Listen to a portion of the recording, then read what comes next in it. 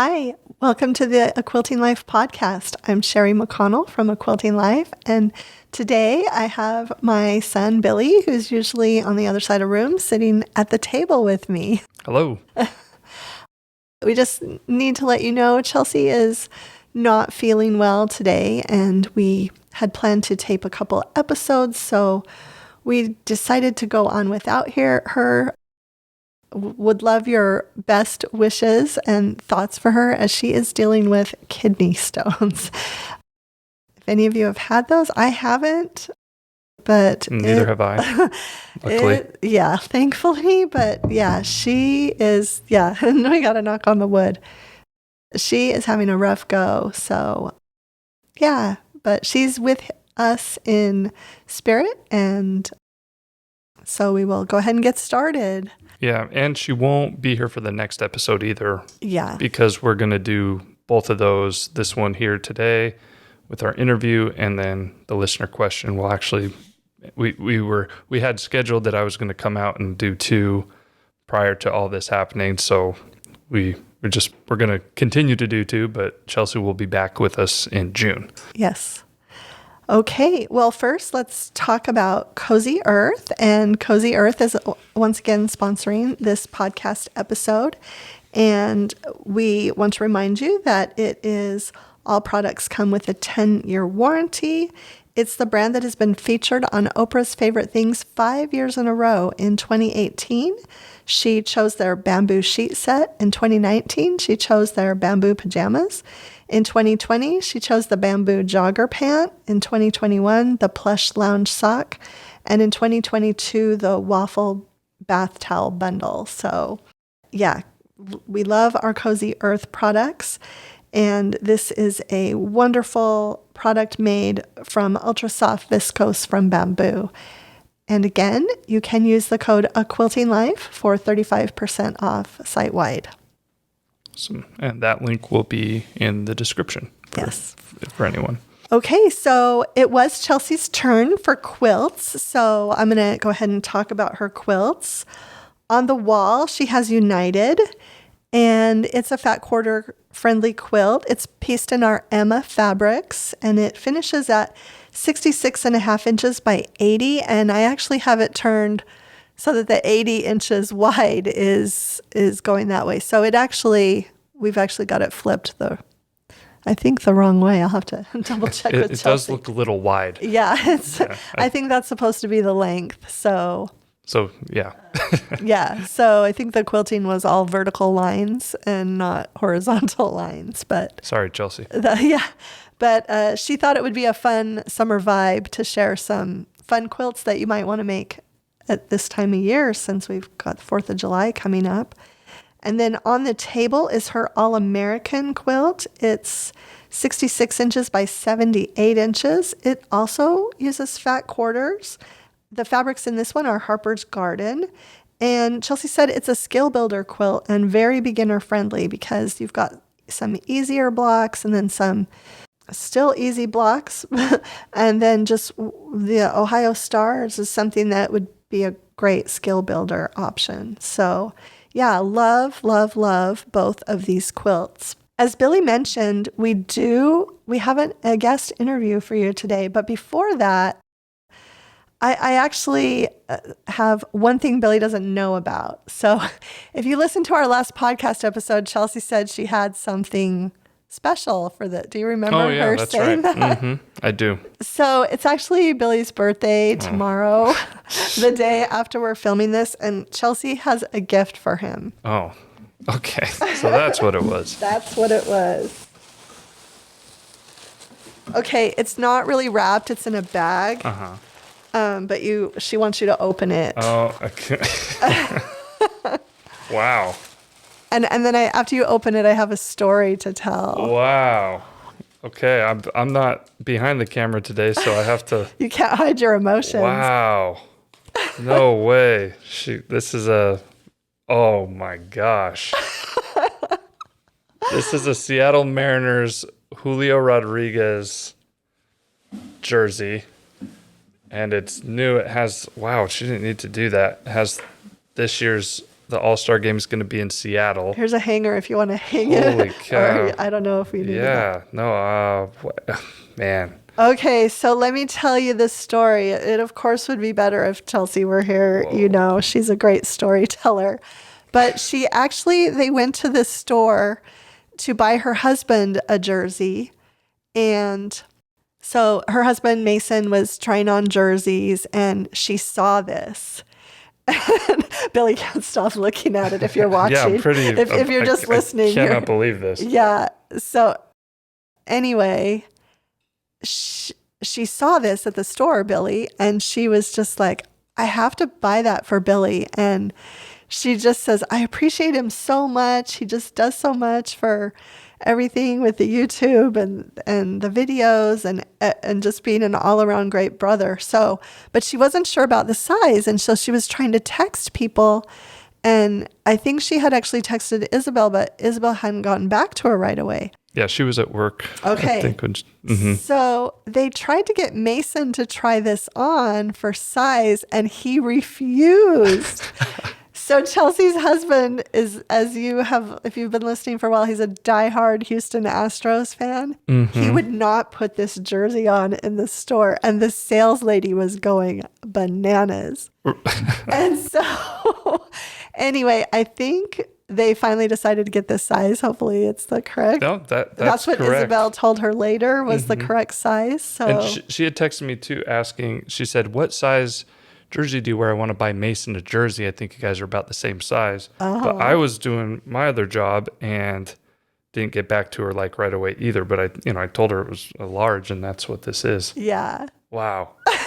Okay. And then one more thing. Chelsea just sent me a text that she wants me to read. Okay. So it says, Billy, happy birthday. I've enjoyed the banter and sibling rivalry. I'm going to cry. Oh my goodness. We've had between our teams. But on a more sentimental note, I'm grateful for all you've done for me with the podcast and just life in general. I hope you will enjoy wearing this in Seattle in the coming weeks. Billy actually is going to Seattle. Yep. I'm very soon. Going up there for a wedding, going to a game. Yes, in the coming weeks. And maybe we'll see each other in the playoffs again this season, Chelsea.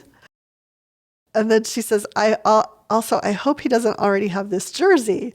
I don't. I don't have I have another Mariners jersey, but it's actually a Ken Griffey Jr. jersey. Awesome. So I knew someday I would probably have to get a Julio Rodriguez jersey, but I guess now I have one. So wow. Okay. Wow.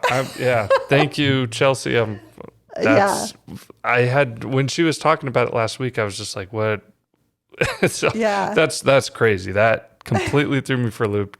She didn't need Total surprise. do that. Awesome. That's way more than I needed, but I appreciate it. So, wow. Okay. Super fun.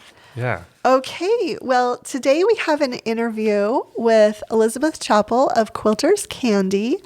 And this sort of just really fell into place for us recently. I was actually a guest for her membership and designed a pattern for her membership. I think it's their May pattern or their June pattern. And was doing the Zoom recording with her yesterday. And, we were hoping Chelsea would have been better and realized that she was still going to be kind of out for today. And so I just asked Elizabeth, hey, we get so many questions about the business side of our business. And that's kind of her niche. It really is talking about that. And so I said, would you be able to do a podcast interview? We often get questions from people who, are starting on that journey or want to start on that journey of turning their love of quilting into a business. And so she said yes, and we taped it early this morning, and I really think you're going to love this interview.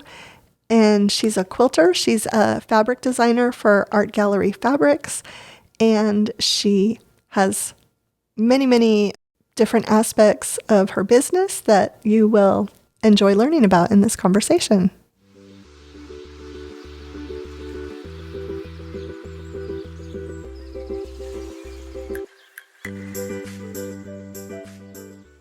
Okay, so welcome, Elizabeth. We are so excited to have you on the podcast today and really as I mentioned earlier in our introduction, we get a lot of questions about the quilting business, and we get questions from people who are in all stages of starting their quilting journey and wanting to start a quilting business. And so we just thought you would be a wonderful guest to have on to talk about all of these things. Yeah, thank you. And we just chatted yesterday for the Quilters Candy membership.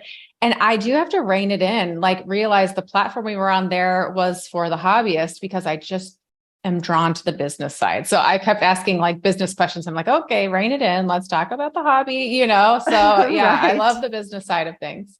Yeah, no. So, well, let's just start and have you give our viewers and listeners just a little bit about your quilting hit journey and then how you did transition into being actively involved in the business Yeah. side. Okay. So it is funny, because for a couple of years, I kind of struggled with telling my story authentically because I felt like I might offend quilters, and I'll tell you what I mean. But I got into the quilting world not because of quilting, but because of business. And again, I was like, oh, diehard quilters are going to be like, well, that's not cool, but I like quilting. So I had a good friend who lived across the street, and I, since a young age, have been thinking of start a business.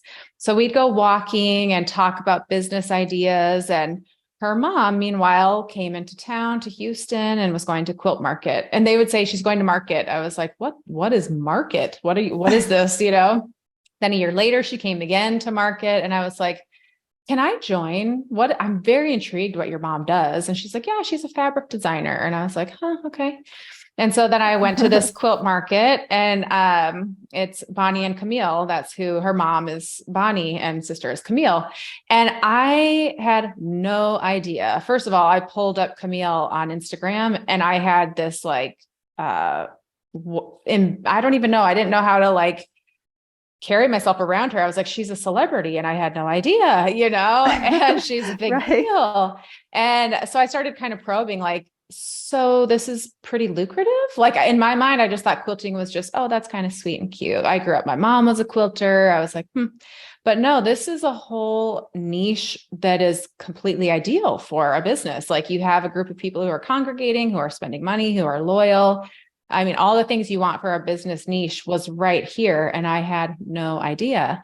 So we left that market, and I was like, man, we've been thinking of business ideas. Why don't we do something in the quilting world? So Right. we started a monthly subscription box for quilters. And then I was like, I guess I should learn how to quilt if I'm going to have a business in this industry. So I started to learn how to quilt.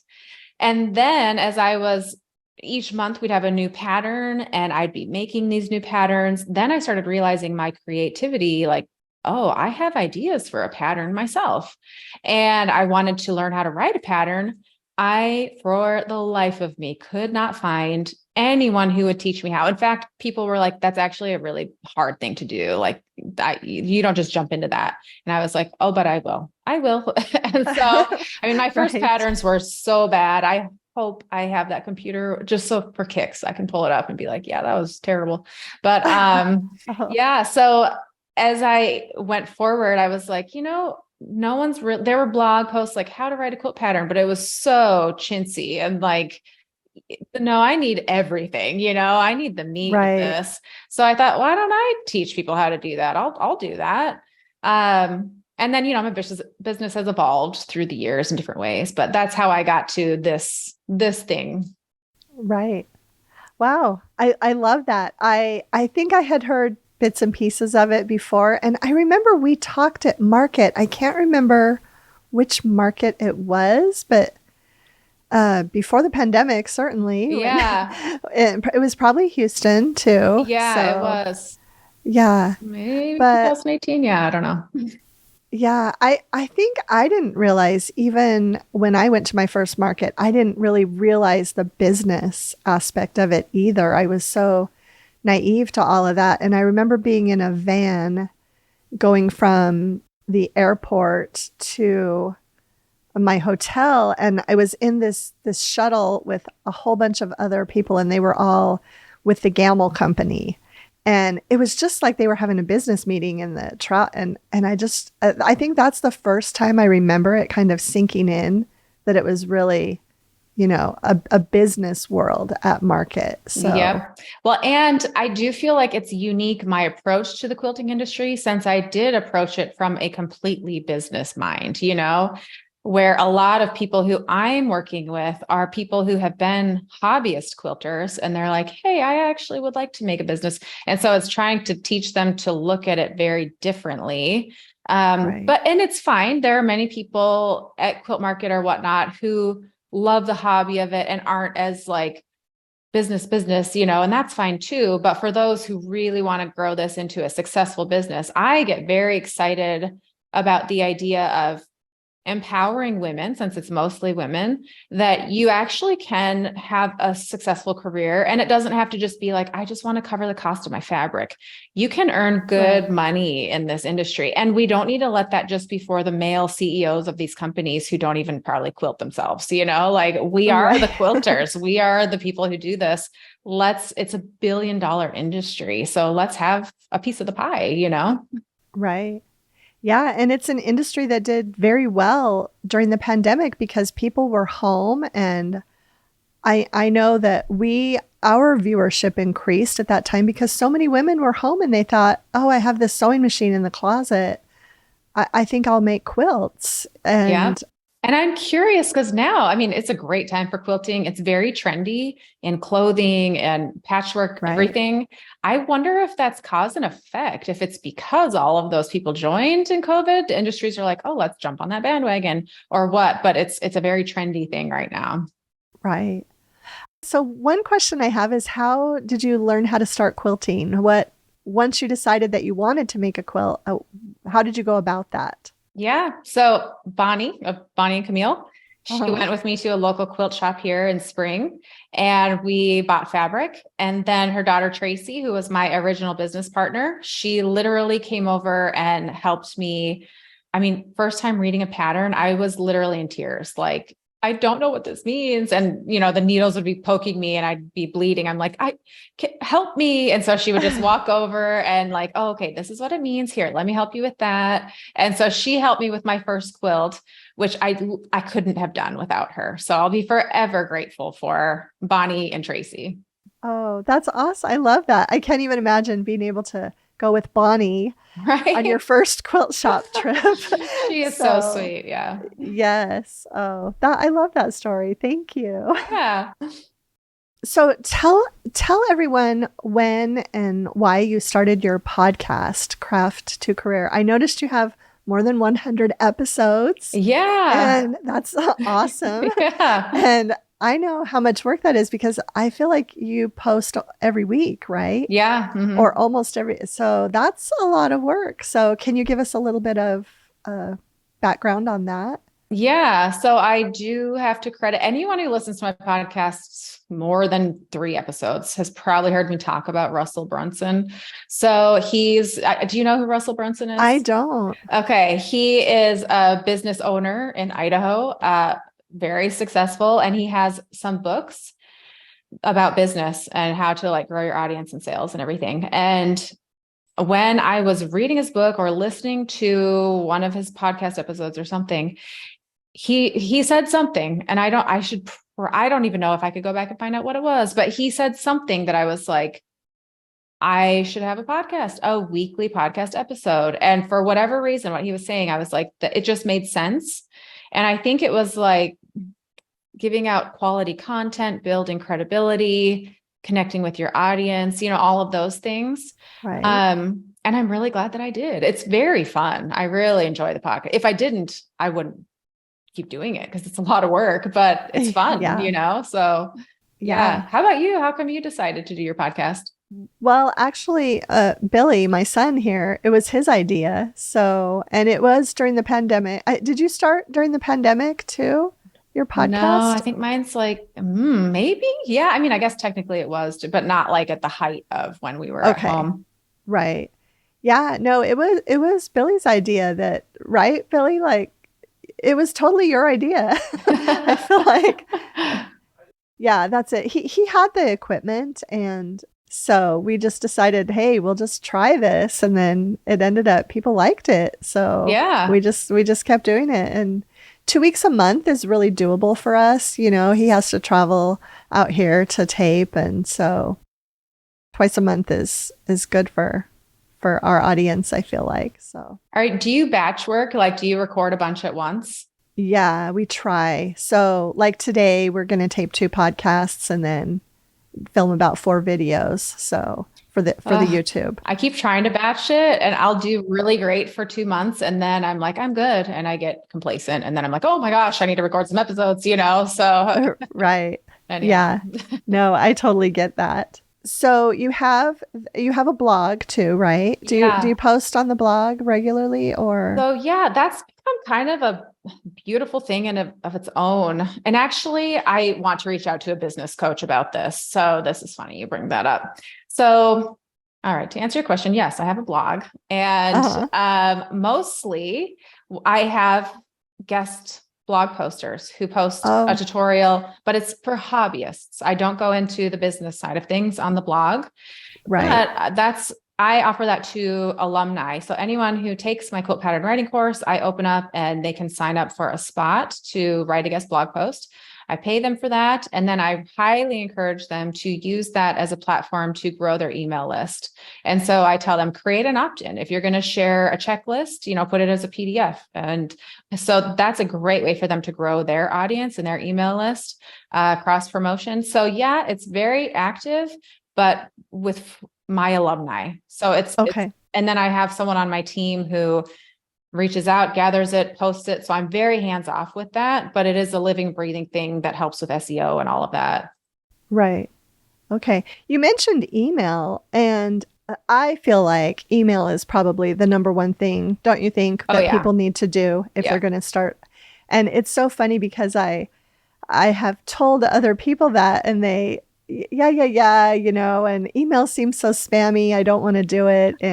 But I actually took an email course last summer. And what I loved about the man who taught the course was that was the one thing that he said was that if you're providing value, it's not spammy. Yep. So, and so I do a weekly newsletter now, and I give the links to the posts from the previous week. And sometimes I'll give a link to a really interesting post from maybe a year or 2, 3 years in the past. Yep. And, let them know about free patterns. And absolutely. So, so now I'm not afraid to send those newsletters out every week, and yep.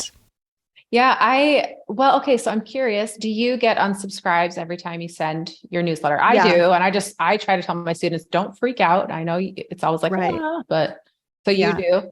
I do, but I always have more for the week that have signed up than have unsubscribed. So I figure that's okay. And, I unsubscribe from emails, so it's okay. It doesn't mean I am not going to purchase from that company again. Yep. So it's usually a life cycle. I'll go subscribe. I'm really excited about something. And then I'm like, okay, I'm good. And a few months later, I'm like, actually, I did want, and I go back and join. And so it is, it's cyclical. Yeah, I do like to tell my students yes, you want to start an email list. Like that's what you want to do from the get-go. But before you do that, figure out what your niche is and what you're selling. Because otherwise you're going to gather people. And I see this, my students are like, oh, I've been growing this audience, but now I'm switching to that, which it's fine to switch. But if you can try and figure out what you want to sell and be known for, you're going to be better served, like growing that email list, because they're going to be there for what you're, selling. Right. So that would be your first piece of advice then, figure out your niche. Yeah, that's, yes. So, but I say that, it takes some time. I've evolved over time, right? Right. So I think there is a bit of also jump in and start doing the thing, figure out what you're going to sell, but be okay with the fact that you might change it down the road. Now I sound like such a hypocrite. I guess I need to unravel what I'm saying there. No, I think that's a normal part of progressing in a business is I certainly when I started my blog, I had no intention of even starting a business. I just wanted to keep track of what I was making. So right. I don't think that's bad that I evolved into a business. And I do love, so I am excited to have you on my podcast as well. I will dive deeper into this, but you are very business savvy. Like I remember chatting with you at that quilt market and I was like, whoa, she knows what she's doing. You have some great Oh, stuff going on. So I'm very like, I like it. oh, thank you. I Yeah. read a lot of business books. I often think, we talked yesterday, we both have English degrees, right? Yep. So I often think, why didn't I take business classes in college? Why didn't I do a minor in business? And so I feel like I've had to catch up on a lot of things Same. business wise. So that's what I read. When I don't read novels anymore, I read business books. And Right. And I love it. Well, and it's so funny in college, I went on a date with a guy and he was like, yeah, I'm studying entrepreneurship. And in my mind, I'm like, that's so risky. Wow. I can't, wow, that I would never, and here I right, am as an entrepreneur. And I right. literally looked at the business school at my college and was like, oh, boring. No, thank you. Which I think college business may have been a bit boring for me. I like this Yeah, hands-on, like, I don't know. And I also like the psychology of sales. I think it's very interesting what makes people buy things. right. Um, so yeah, that's a very interesting topic for me. Yeah, yeah. I actually did talk to a young man recently who goes to my church, and he's majoring in like an entrepreneurship business type segment. And I was really surprised at how it has changed and how, he goes to a major university and he's learning all of these things about social media marketing and that stuff that would have never been in a business college even probably 10 years ago. All So right. Well, and really, I mean, I've said this before, but I'm not quite ready to announce this to my kids, but I also feel like you don't necessarily need a college degree, like you can. So anyhow, that's a little taboo, maybe controversial, but there we have it. yeah, no, it's very much out there right now. Okay, so I recently got an email. See what you would say to this lady. I haven't replied yet actually, but she has started a business, but she's just not getting any traction. And she has an online shop, and she said, I'm doing all the things, but I'm just, what do you say to people like that? I don't know what to say because for me, I've been online since 2008. So I do have that traction from being online. But what do you say Right. to people that are just starting? Yeah. So first of all, if I were working with this person, I would go and look at their website and their Instagram account and things that I see over and over again of why someone's not getting traction. One, they haven't narrowed their niche. Their audience is not specific enough. And so it's just too general. And so it appeals to nobody. So the niche, branding, either the photos really need to be better or their color needs to be more consistent. It just needs to have better branding. Those are the two main things. And then once you know who your target audience is, then it comes to the marketing and the wording and doing a good job of it. So some people have a really great niche, but if you've got good branding, that goes a long way. Like if you have beautiful photos, especially in the quilting community, that'll get you a long way. But beyond that, if you want to up level from that, it's in your marketing and your wording and really hitting the pain points of your audience and solving a problem for them. This pattern, this tutorial, let me show you how to do this. You probably want to know how to do this. I will guide you. I'll show you how to do that. I will get you this result. Take the I out of it. Sorry, that's a big thing. Take that out and just say, you can get those results and here's how. So don't say here, I will show you how, but yeah. So it gets down to those Right, nitty gritty like details, but that's where I would start. right. Okay, so is there anything about your business that you haven't shared? So we've talked about the blog, we've talked about your podcast.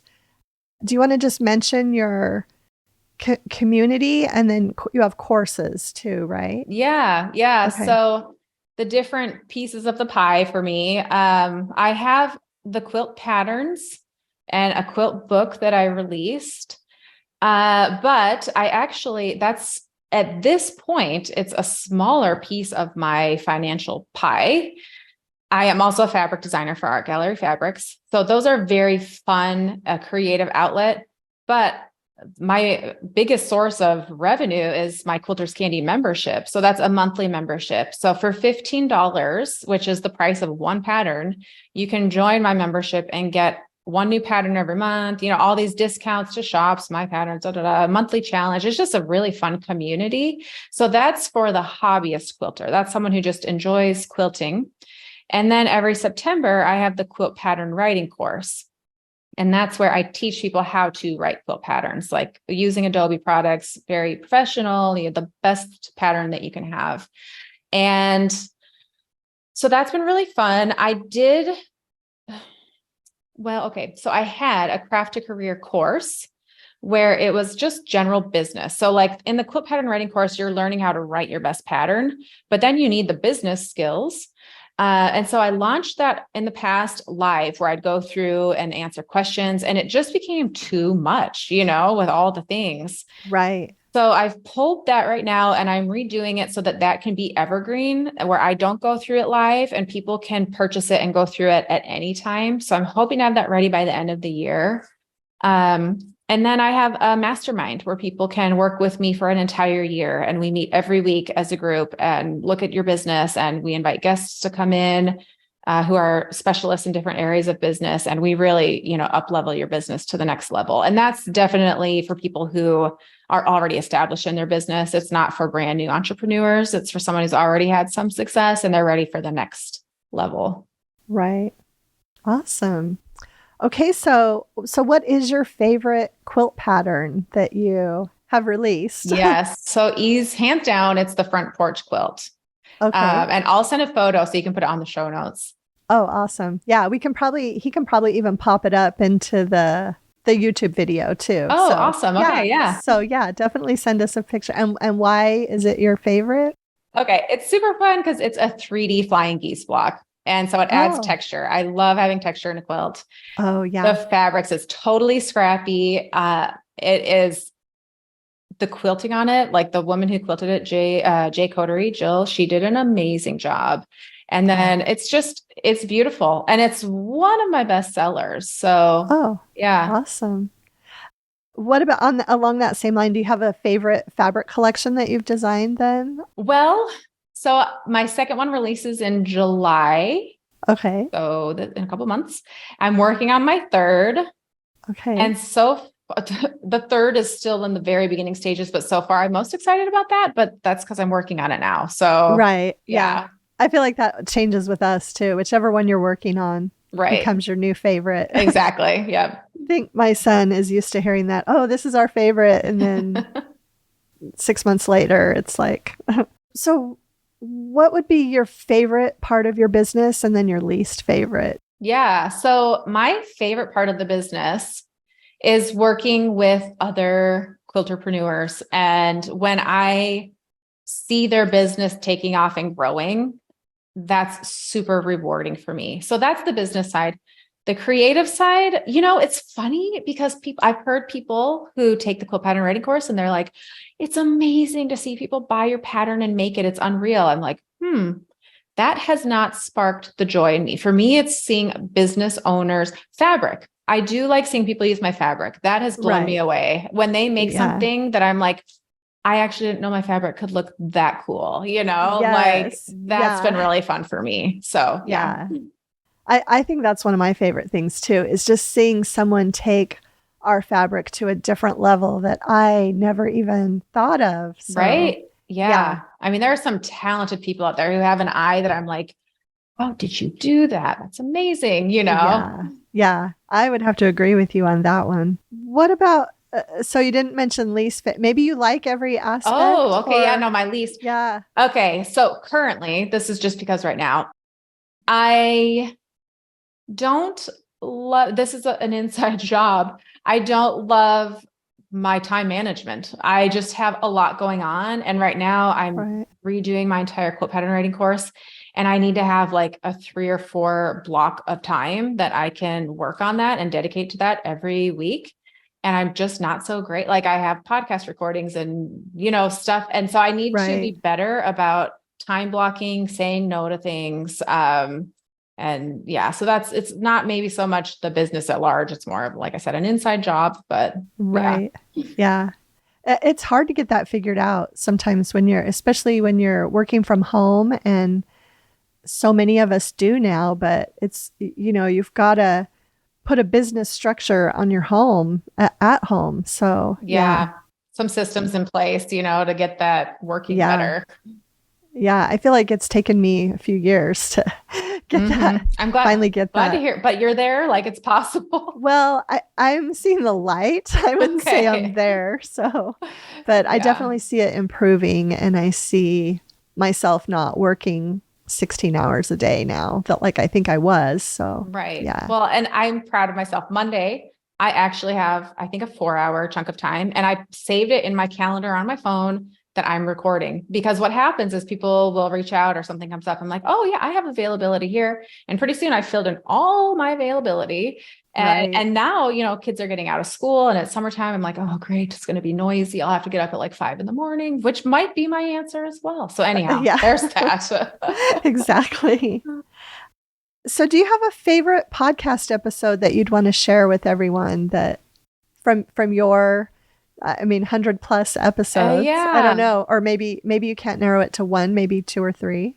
Well, there is one where I talked about my journey to becoming a fabric designer, and it's probably my most vulnerable. I can't even talk too much about it now because it makes me emotional. So that one.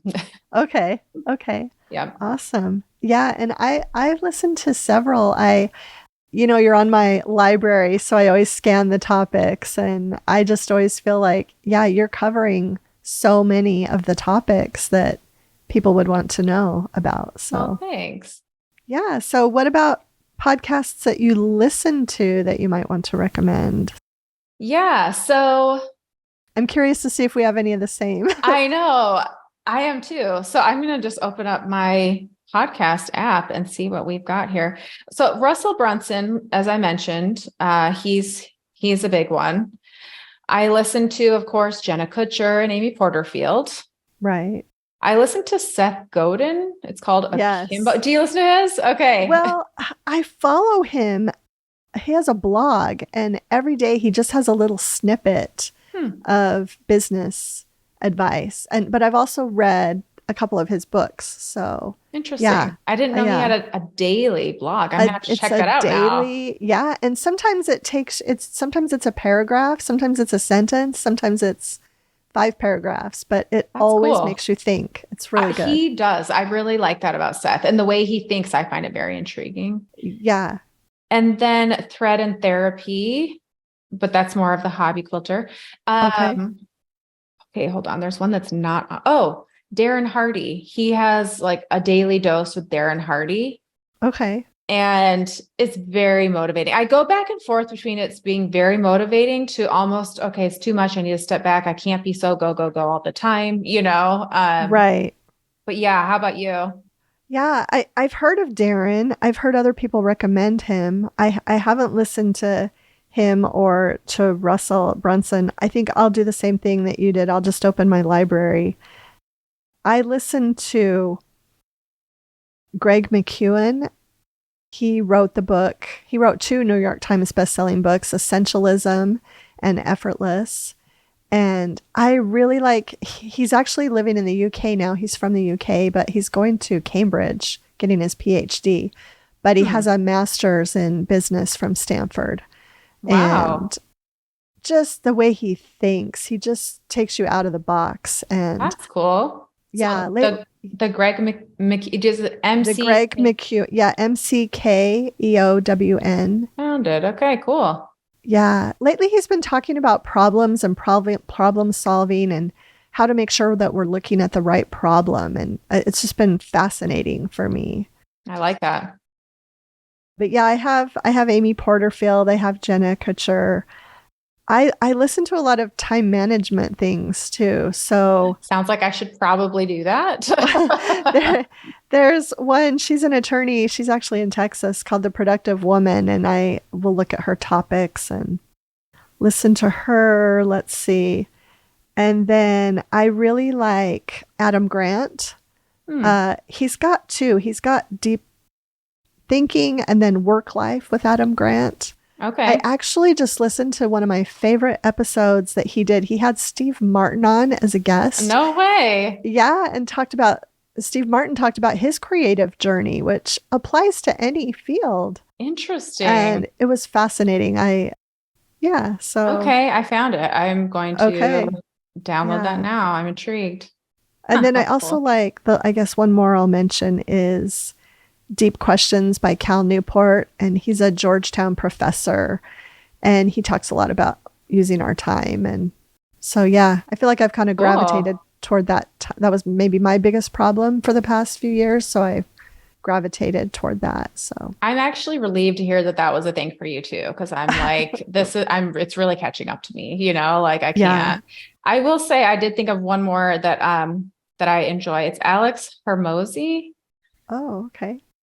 It's called The Game. So again, can I say these? There's some things that I say in the business world that I'm like, do people find this weird? But I felt so seen. So his podcast is called The Game. Okay. And he's like, as entrepreneurs, we find that growing our business feels like a game. I was like, oh, so I'm not the only one that feels that way. I feel like, have you ever played the game Settlers of Catan? No, I haven't. Okay. I really love it. I love it. Uh-huh. But it's a lot of strategy and like, now what? How do I get this and that? And I feel like my business is that, where it's all this strategy and I'm like, but how do I grow this? What's the next move that I can do? And for him but he's got he's also extremely intelligent, highly successful. Some of his things are a bit much, but some of them I'm like, my very last podcast episode last week was on how you bring more value to your customers by raising your prices. That entire thought process came from his book. So he has some really amazing business ideas. I like his a lot. Oh, awesome. Okay. So and we're going to have you send over maybe some more photo if you want to send us a photo of your fabric collection that's out now, or I guess you won't be able to share the one from July just yet. I can, people can buy it already. You can. Okay. So share both of those with us and Billy can pop up some pictures and perfect. And just like, all the places to find you. And and I'll put a link if you want to the Craft to Career podcast, if people want to find that. And definitely. If they're interested, like I said, that Craft to Career course should be ready by the end of the year. If there are listeners who are like, I actually am curious to turn this, hobby into a business, they can wait for that to come out at the end of the year. Right. Yeah. And I even feel like a lot of people might be interested in your pattern writing course too, because absolutely, like you said, there aren't a lot of resources for doing that. Right. So I figured, So, wow. This has been such a great conversation. And thanks. I'm really excited to have you on my podcast too, because I have all the questions ready to ask you. So get ready. Okay. Well, we will look forward to that. And thank you so much. Yeah, thanks. Okay, I hope you enjoyed the interview with Elizabeth today. I really enjoyed talking with her. I got to talk with her actually 2 days in a row, and it was interesting. She was a great interviewer when I was on her meeting, and she mentioned that she isn't really used to being on the other side of the table, but she did a fabulous job, and we really enjoyed that conversation. And are you going to be on her podcast soon too, right? Because she has a lot of episodes and I found that out. Yeah. So her Craft to Career podcast, I'm actually going to be on that in an upcoming episode. We're going to tape that in a week or two. So we will also be back just in 1 week with our listener question episode as promised. And it'll be me again. Right here. Yeah, because we're going to tape it right after today's. So it took me a while to figure out how I was going to sit here because I still did need a computer here to monitor everything, but I left all the other equipment off camera. Yeah. So I think it's going to turn out okay. Yeah, I think it's going to be good. We'll see. Okay. Well, thanks so much for stopping by.